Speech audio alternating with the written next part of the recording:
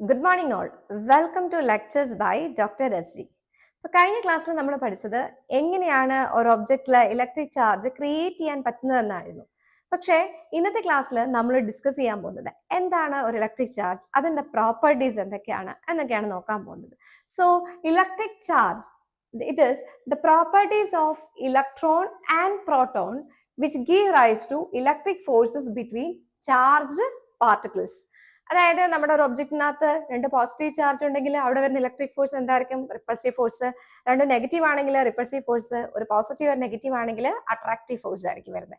അപ്പൊ ഈ ഒരു പ്രോപ്പർട്ടീനെ ഡിഫൈൻ ചെയ്യുന്ന ഒബ്ജക്റ്റിന്റെ ഒരു ക്യാരക്ടറാണ് എന്ത്? ഇലക്ട്രിക് ചാർജ് എന്ന് പറയുന്നത്. ഈ ഇലക്ട്രിക് ചാർജിന്റെ യൂണിറ്റ് SI സിസ്റ്റംസിൽ കൂളംബ് എന്നാണ്. കൂളംബിന്റെ സ്പെല്ലിംഗ് പഠിച്ചു വെക്കണം കേട്ടോ. COULOMB. Coulomb represented by capital C. പിന്നെ ഇലക്ട്രിക് ചാർജിന്റെ പ്രത്യേകത ഉണ്ട് കേട്ടോ. ഇതൊരു സ്കെയിലാർ ക്വാണ്ടിറ്റി ആണ്. സ്കെയിലാർ ക്വാണ്ടിറ്റി എന്ന് പറഞ്ഞു കഴിഞ്ഞാൽ നമ്മൾ ക്വാണ്ടിറ്റീസിനെ മെയിൻലി രണ്ടായിട്ട് നമ്മൾ തരംതിരിച്ചിട്ടുണ്ട്, depending upon the magnitude and direction. അപ്പോൾ അത് first one scalar, second one vector. Scalar എന്ന് വെച്ച് കഴിഞ്ഞാൽ സ്കെയിലാർ ക്വാണ്ടിറ്റീസിന് they have only magnitude, no direction at all. അതേസമയം വെക്ടർ ആണെങ്കിൽ വെക്ടറിന് മാഗ്നിറ്റ്യൂഡും കാണും ഡയറക്ഷനും കാണും. ഞാൻ എക്സാമ്പിൾ വെച്ച് പറഞ്ഞുതരാം. ഇപ്പോൾ ഞാനിപ്പോൾ നിങ്ങളോട് ചോദിക്കുകയാണ് what is the time now. ഇപ്പോൾ ടൈം പറയുമ്പോൾ ഇപ്പോൾ 10 മണിയായെന്ന് വെച്ചെങ്കിൽ നിങ്ങൾ പറയും 10 മണി. 10 മണി നിങ്ങൾ എക്സ് ഡയറക്ഷനിൽ 10, വൈ ഡയറക്ഷനിൽ 11, അങ്ങനെ നമ്മൾ പറയാറില്ലല്ലോ. സോ ടൈമിന് എപ്പോഴും മാഗ്നിറ്റ്യൂഡ് മാത്രമേ ഉള്ളൂ.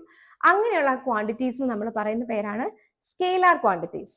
അതേസമയം വെക്ടർ ക്വാണ്ടിറ്റി എന്ന് പറയുമ്പോഴത്തേക്കും അതിന് എന്ത് വരും?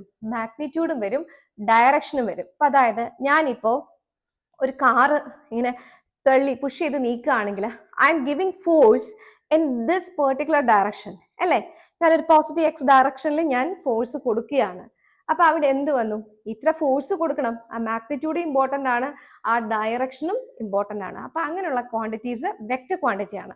അപ്പൊ നമ്മൾ ഇവിടെ ശ്രദ്ധിക്കേണ്ട കാര്യം, നമ്മളിപ്പോൾ പറയുന്ന ഇലക്ട്രിക് ചാർജ് എന്ന് പറയുന്നത് ഒരു സ്കെയിലാർ ക്വാണ്ടിറ്റി ആണ്. ഇനി അതുപോലെ തന്നെ നമുക്കറിയാം പോസിറ്റീവ് ചാർജും നെഗറ്റീവ് ചാർജും ഉണ്ട്. So the value of A positive charge is 1.6 × 10⁻⁻19 Coulomb. ഇത് കാണാതെ പഠിച്ചു വെക്കണം കേട്ടോ, കാരണം ഇത് നമുക്കിനി അങ്ങോട്ട് ഒരുപാട് ആവശ്യം വരും. അപ്പൊ പ്രോട്ടോണിന്റെ ചാർജ് 1.6 × 10⁻⁻19 ആണെങ്കിൽ ഇലക്ട്രോണിന്റെ ചാർജ് എന്തായിരിക്കും? നെഗറ്റീവിന്റെ ചാർജ് is -1.6 × 10⁻⁻19. ഇതിന് നേരെ ഒരു സൈൻ റിവേഴ്സ് ചെയ്ത് വരുന്നത് മാത്രമേ ഉള്ളൂ.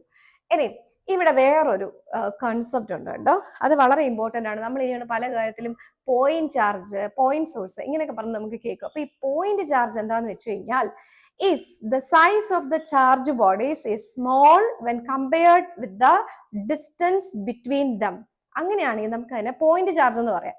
അതായത് ഇപ്പം ഞാൻ 2 ഇലക്ട്രോൺ എടുക്കാന്ന് വെച്ചു. സോ ഇതൊരു ഇലക്ട്രോൺ ഇവിടെ ഇരിക്കുകയാണേ. അത് കഴിഞ്ഞിട്ട് ദേ കുറേ ദൂരെ ഇപ്പുറത്ത് ഇവിടെ വേറൊരു ഇലക്ട്രോൺ ഇരിക്കുകയാണ്. നമുക്കറിയാം ഇലക്ട്രോണിന്റെ സൈസ് എന്ന് പറഞ്ഞാൽ വളരെ വളരെ വളരെ ചെറുതാണ്, നമുക്ക് കാണാൻ കൂടി പറ്റില്ല. പക്ഷെ ഈ ഡിസ്റ്റൻസ് നമുക്ക് കാണാനും മെഷർ ചെയ്യാനും പറ്റും. അപ്പോൾ ഈ ഡിസ്റ്റൻസിനെ വെച്ച് നോക്കുമ്പോൾ when compared to the distance between them, if the size of the body is less, charge body is less, വളരെ വളരെ ചെറുതാണ്, നമുക്ക് അതിനെ എന്താക്കി ട്രീറ്റ് ചെയ്യാൻ പറ്റും? ഒരു പോയിന്റ് ചാർജ് ആക്കി നമുക്ക് അസ്യൂം ചെയ്യാൻ പറ്റും. ഈ ഒരു കാര്യം നിങ്ങൾ ഓർത്ത് വെക്കണം കേട്ടോ. ഇനി so now we are going to discuss about the properties of charge. അല്ലെ, ഫസ്റ്റ് പ്രോപ്പർട്ടി എന്ന് പറയുന്നത് charges are addictive. Charges are addictive എന്ന് പറഞ്ഞു കഴിഞ്ഞാൽ ഇഫ് യു ആർ കൺസിഡറിങ്, ഞാനിപ്പോൾ ഇവിടെ ഒരു സ്പിയർ കൺസിഡർ ചെയ്യാന്ന് വെച്ചു. Let I am considering a sphere having charges +1, -1, +2, then +4. Then the total charge of this sphere is +1, +(-1), +2, +4. Then the total charge will become 6 coulomb. Okay. അപ്പൊ ഇങ്ങനെ നമുക്ക് charges we can add the find the total charge of this body by adding the charges inside it. But we have to consider whether the charge inside is positive or negative. നമ്മൾ consider ചെയ്യണം കേട്ടോ. ഇനി the charges are neither be created nor destroyed. That is total charge of an isolated system is conserved. ഇതാണ് second property. അതായത് ഞാനിപ്പം നേരത്തെ class എടുത്തപ്പോൾ ലെക്ചറിൽ നമ്മൾ ഫ്രിക്ഷൻ മൂലം ചാർജ് ഇൻഡ്യൂസ് ചെയ്തു, ഒരു ഒബ്ജക്റ്റിൽ നിന്ന് അടുത്ത ഒബ്ജക്റ്റിലേക്ക് ചാർജ് പോയി, whether it is positive or negative, charges move ചെയ്തു, ചെറിയ ഒരു ട്രാൻസ്ഫർ ഓഫ് ചാർജസ് അവിടെ നടന്നു. പക്ഷെ അത് ഞാൻ ഒരു ഐസൊലേറ്റഡ് സിസ്റ്റം ആണ്, പുതുതായിട്ട് I am not creating any charge nor I am destroying any charge. അപ്പൊ ഒരു ഐസൊലേറ്റഡ് സിസ്റ്റം ആണ്, വേറൊരു എർത്ത് കണക്ഷൻ ഒന്നും അവിടെ കൊടുത്തിട്ടില്ല. അങ്ങനെ ഒരു കണക്ഷൻ കൊടുത്താൽ അത് ലീക്കേജ് വന്ന് അങ്ങ് പോകും. പക്ഷെ ഐസൊലേറ്റഡ് സിസ്റ്റത്തിൽ the charge is always conserved. And the third quantity is charge is quantity അല്ല, third property is charge is quantized. That is, electric charge on a body is an integral multiple of E. This is a very important property. അപ്പൊ അതിനെ പറ്റി ഞാൻ detail ആയിട്ട് പറയാട്ടോ. അതായത് charge quantised ആണെന്നാണ് പറഞ്ഞത്. നമുക്ക് നോക്കാം അതെങ്ങനെയാണ് ഈ ക്വാണ്ടൈസ്ഡ് എന്നുള്ള വാക്ക്. Quantized means it is increasing in a fixed amount. അപ്പൊ അതിന് വേണ്ടിയിട്ടേ ഞാനിപ്പം ഇവിടെ ഒരു സ്റ്റെപ്പ് വരയ്ക്കാം കേട്ടോ. ഇത് വീടിന്റെ ഫസ്റ്റ് ഫ്ലോറിൽ നിന്ന് സെക്കൻഡ് ഫ്ലോറിലോട്ട് പോകുന്ന സ്റ്റെപ്പാണ്. സാധാരണ ഈ സ്റ്റെപ്പിന്റെ ഹൈറ്റ് ഒക്കെ ഒരേപോലെ ആയിരിക്കും കേട്ടോ. പക്ഷെ ഞാനിപ്പോൾ വരയ്ക്കുന്നതിന് ഡിഫക്റ്റ് മൂലം ചിലപ്പോൾ സൈസ് വ്യത്യാസം കാണും. പക്ഷെ ഈ ഹൈറ്റ് ഒരുപോലെ തന്നെയാണ് കേട്ടോ. അപ്പൊ ഈ ഹൈറ്റ് ആണ് നമ്മുടെ ഇ എന്ന് പറയുന്നത്. 1.6 ഇൻറ്റു 10⁻⁻19 കൂളം. ഓക്കെ, അപ്പൊ ഞാനിവിടെ ഫസ്റ്റ് ഇതിലെത്തിയെങ്കിൽ 1E, പിന്നെ ഇവിടെ എത്തിയെങ്കിൽ 2E, ഇവിടെ എത്തിയെങ്കിൽ 3E, ഇവിടെയാണെങ്കിൽ 4E. കണ്ട, ഇങ്ങനെ ഒരു പർട്ടിക്കുലർ എമൗണ്ടിലാണ് ഇത് ഇൻക്രീസ് ചെയ്തു പോകുന്നത്. Is an integral multiple of E. E എന്നുള്ളതാണ് അതിന്റെ ബേസിക് ക്വാണ്ടിറ്റി. ഓക്കെ, പക്ഷെ ഇതിനിടയ്ക്ക് ഇതേ എനിക്ക് ഇവിടെ ഒരു സ്റ്റെപ്പ് ഇങ്ങനെ ഈ സ്റ്റെപ്പിന് മുകളിലോട്ട് സ്റ്റെപ്പ് ഇങ്ങനെ ഇടയ്ക്ക് ഇവിടെ ചെന്ന് നിൽക്കാനൊന്നും അതൊന്നും പോസിബിൾ ഒന്നും അല്ല. So it is an integral multiple of E. അതാണ് ഈ ക്വാണ്ടൈസേഷൻ എന്നുള്ള കൺസെപ്റ്റ്. അപ്പോൾ ഇവിടെ നമുക്ക് അതിനെ ഇക്വേഷൻ വെച്ചൊന്ന് റെപ്രസെന്റ് ചെയ്യാം. Q is equal to NE, where N is an integer, maybe 0, plus or minus 1, plus or minus 2, etc. അതായത് ഞാനിപ്പോൾ ഒരു സ്പെറിക്കൽ ബോഡി കൺസിഡർ ചെയ്യാന്ന് വെച്ചു. അപ്പോൾ ഇതിനകത്ത് കുറേ ചാർജസ് ഇരിപ്പുണ്ട്. ഓക്കെ, കുറേ ചാർജസ് ഇരിപ്പുണ്ട്. If it is protons then ഒരു 10 എണ്ണാണുള്ളതെന്ന് വെച്ചു. അങ്ങനെയാണെങ്കിൽ എൻ്റെ സ്ഥാനത്ത് എന്ത് വരും? +10 വരും. Okay, so Q is equal to 10 into E. ഇതായിരിക്കും അതിന്റെ വാല്യൂ. ഇനി ഇതിനകത്തുള്ളത് കുറെ 10 ഇലക്ട്രോൺസ് ആണ് ഇരിക്കുന്നതെന്ന് വെച്ചു. അങ്ങനെയാണെങ്കിൽ ഈ നമ്പർ എന്ന് പറയുന്ന സ്ഥാനത്ത് 10 തന്നെ വരും, പക്ഷെ -10 ആയിരിക്കും. That is -10 into E. മനസ്സിലായോ? അപ്പൊ ഇതാണ് കൺസെപ്റ്റ്. ഈക്വേഷൻ നമ്മൾ മനസ്സിലാക്കി വെക്കുക. ഈസി ആയിട്ട് ഈ മിഡിൽ ഒരു കാര്യം ഇപ്പൊ നമ്മൾ ഈ പറഞ്ഞ ക്വാണ്ടിസേഷൻ കേസിൽ പോസിബിൾ ആണെന്ന് മനസ്സിലാക്കാൻ വേണ്ടിയിട്ടാണ് ഞാൻ ഇവിടെ ഈ സ്റ്റെപ്പിന്റെ എക്സാമ്പിൾ പറഞ്ഞത് കേട്ടോ. So this equation you have to remember this equation for doing problems. അപ്പൊ നമുക്കൊരു പ്രോബ്ലം ചെയ്യാമേ, ഒന്നല്ല 2 പ്രോബ്ലം. കാരണം പ്രോബ്ലം ചെയ്യാന്ന് ഞാൻ പറയാൻ കാര്യം സാധാരണ ഫിസിക്സ് ബുദ്ധിമുട്ടാണ്. അപ്പൊ എന്നിട്ട് ഫിസിക്സ് പഠിച്ചു കഴിഞ്ഞാൽ 2 പ്രോബ്ലം കൂടെ ചെയ്യാന്ന് പറയുമ്പോഴത്തേക്കും അതിലും ബുദ്ധിമുട്ടാണ്. കാരണം പ്രോബ്ലം കുറച്ച് പാടാണ് നമ്മുടെ ഒരു വിചാരം. പക്ഷെ അല്ല കേട്ടോ. കാരണം നമുക്കൊരു കാര്യത്തെ പറ്റി കൃത്യമായ ധാരണയുണ്ടെന്ന് മനസ്സിലാവുന്നത് നമ്മൾ അതിലൊരു പ്രോബ്ലം ചെയ്യുമ്പോഴാണ്. സോ ഈ പ്രോബ്ലം ഒന്ന് ചെയ്യാം. ഞാൻ ക്വസ്റ്റ്യൻ ഓൾറെഡി എഴുതിയിട്ടേക്കാണ്. ക്വസ്റ്റ്യൻ എനിക്ക് കാണാൻ പിടിച്ചു വെക്കാൻ പറ്റത്തില്ല. സോ ഞാൻ ഓൾറെഡി എഴുതിയിട്ടേക്കാണ്. നിങ്ങൾ എൻ്റെ കൂടെ ഒന്ന് ചെയ്തു നോക്കൂ. First one, calculate the charge carried by 12.5 into 10⁻8 electrons. ഇതാണ് എൻ്റെ ക്വസ്റ്റ്യൻ. carried by 10⁻8 ഇലക്ട്രോൺസ് എന്ന് അവർ കൃത്യമായി പറഞ്ഞിട്ടുണ്ട്. So I want to find, നമുക്ക് എന്തായാലും ഒരു ക്വസ്റ്റ്യൻ കിട്ടുമ്പോൾ നമുക്ക് ചെയ്യാൻ അറിയത്തില്ലെങ്കിലും അതിൽ തന്നിരിക്കുന്ന കാര്യം നമുക്ക് എടുത്തെഴുതാൻ പറ്റുവാണെങ്കിൽ അത് വളരെ നല്ലതാണ്. നോക്കുന്ന ടീച്ചേഴ്സിന് കുറച്ച് സന്തോഷം, ഈ കുട്ടി കുറച്ച് ധാരണയുണ്ടെന്നെങ്കിൽ നമുക്ക് മനസ്സിലാവും. സോ നമുക്ക് ആ നമ്പർ ഒന്ന് എടുത്തെഴുതാം. carried by 12.5 into 10⁻8 ഇതാണ് തന്നേക്കുന്നത്. ഇലക്ട്രോൺസ് ആണെന്ന് അവർ പറഞ്ഞിട്ടുണ്ട്. നമുക്കറിയാം E is equal to 1.6 into 10⁻⁻19 coulomb. അപ്പൊ നമുക്ക് എങ്ങനെ എഴുതാൻ പറ്റും ക്യൂവിനെ? Q is equal to, നമ്മുടെ കേസിൽ ഇവിടെ ഇലക്ട്രോൺസ് ആയതുകൊണ്ട് മൈനസ് ഓൾറെഡി കൊടുക്കാം. 12.5 into 10⁻8 into 1.6 into 10⁻⁻19.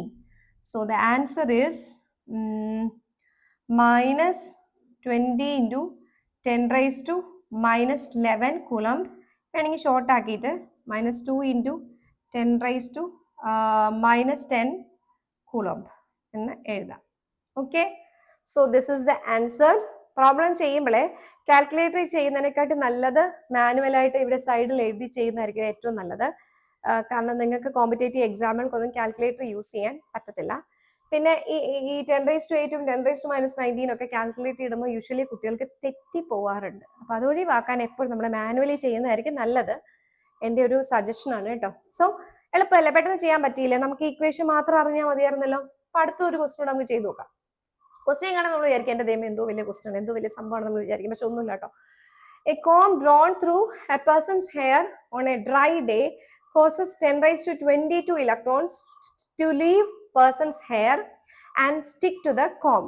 Calculate the charge carried by the comb. അതായത് ഒരു ചീപ്പ് എടുത്തിട്ടേ ആളിങ്ങനെ നമ്മുടെ മുടിയിൽ ഇങ്ങനെ ചീവി ഡ്രൈ ഹെയർ ചീറി കഴിയുമ്പോൾ എന്നിട്ട് ഈ ചീപ്പ് എടുത്തിട്ട് നമ്മൾ ചെറിയ പീസ് ഓഫ് പേപ്പറിൽ കൊടുക്കാമെങ്കിൽ ആ പേപ്പർ കയറി അട്രാക്ട് ചെയ്ത് നമുക്ക് കാണാൻ പറ്റും. നിങ്ങൾ വേണമെങ്കിൽ ഒന്ന് ചെയ്ത് നോക്കി, നല്ല രസമാണ്.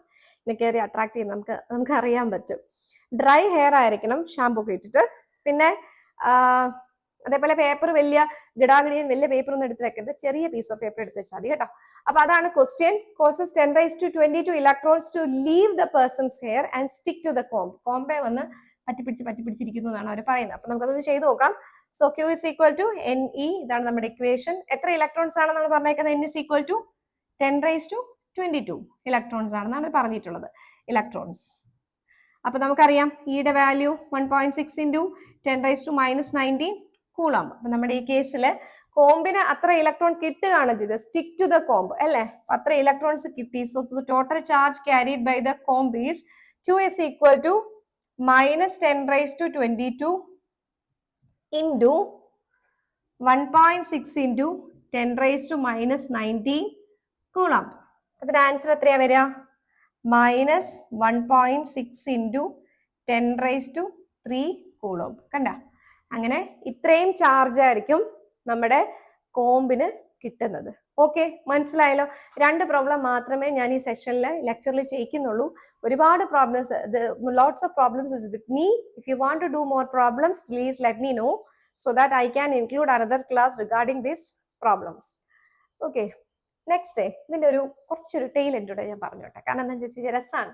കാരണം ചാർജും മാസും ഈ 2 സാധനങ്ങൾ തമ്മിലെ കുറെ കാര്യങ്ങളുണ്ട് പറയാം. നോക്കിക്കോ. ഫസ്റ്റ് വൺ, ചാർജ് എന്ന് പറയുന്നത് 0 ആകാം, പോസിറ്റീവ് ആകാം, നെഗറ്റീവ് ആകാം. പക്ഷെ മാസ് എന്ന് പറയുന്നത് എപ്പോഴും പോസിറ്റീവ് ആയിരിക്കും. മാസ് നെഗറ്റീവ്, ഒരാളുടെ മാസ് -25 kg നമ്മൾ മാസ് അങ്ങനെ പറയാറില്ലല്ലോ.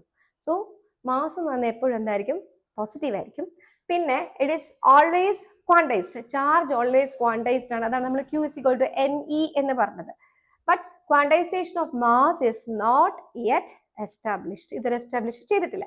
ഇനി a charge on a body is always possess some mass. നമുക്കറിയാം എ ചാർജ് ബോഡി, അതായത് ഒരു ബോഡിക്ക് ഒരു ചാർജ് ഉണ്ടെങ്കിൽ, അതായത് നമ്മളിപ്പോൾ ഒരു ഇലക്ട്രോൺ എടുക്കുകയാണെങ്കിൽ ഇലക്ട്രോണിന് ഒരു ചാർജും ഉണ്ട്, ഇലക്ട്രോണിന് ഒരു ചെറിയ മാസും ഉണ്ട്.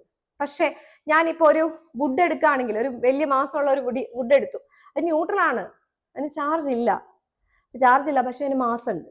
മനസ്സിലായി? അപ്പം a body possesses mass may not have net charge. And next is charge on a body does not depend on speed. Mass of a body increases with speed. അതൊരു വളരെ രസകരമായ കൺസെപ്റ്റ് ആണ്. And you will study these concepts later in UG classes. Relativity എന്ന് പറഞ്ഞ ഒരു കാര്യം പറയുമ്പോഴാണ് ഈ ഒരു സാധനം കയറി വരുന്നത്. ഇപ്പം ഇല്ല, പക്ഷെ എന്നാലും ഞാൻ പറയാം. നമ്മൾ വളരെ സ്പീഡിൽ മൂവ് ചെയ്യുകയാണെങ്കിൽ, compared to the speed of ലൈറ്റിന്റെ സ്പീഡിൽ നമ്മൾ മൂവ് ചെയ്യുന്ന ഒരു കേസിൽ മാസ് എന്ന് പറയുന്നത് ഇൻക്രീസ് ചെയ്യും, വേരി ചെയ്യും. പക്ഷേ ചാർജ് എന്ന് പറയുന്നത് വേരി ചെയ്യത്തില്ല. It is A absolute quantity. Okay, 1.6 into 10⁻−19 coulomb. Okay, അപ്പൊ ഇന്നത്തെ ക്ലാസ്സിൽ നമ്മൾ ഡീൽ ചെയ്തത് ഇലക്ട്രിക് ചാർജ് എന്താണ്, ഇലക്ട്രിക് ചാർജിന്റെ unit, scalar quantity, positive charge, negative charge, then അതിന്റെ പ്രോപ്പർട്ടീസ് പറഞ്ഞപ്പോൾ ഞാൻ പറഞ്ഞ എന്തായിരുന്നു? അഡിക്റ്റീവ് ആണ്, കൺസേർവ്ഡ് ആണ്, ക്വാണ്ടൈസ്ഡ് ആണ്. Q is equal to NE. അത് വെച്ചിട്ട് നമ്മൾ 2 പ്രോബ്ലം ചെയ്തു. പിന്നെ ചാർജും മാസും തമ്മിലുള്ള കുറച്ച് ഇന്റർ റിലേറ്റഡ് പ്രോപ്പർട്ടീസ് നമ്മൾ പഠിച്ചു. Okay, see you in next class.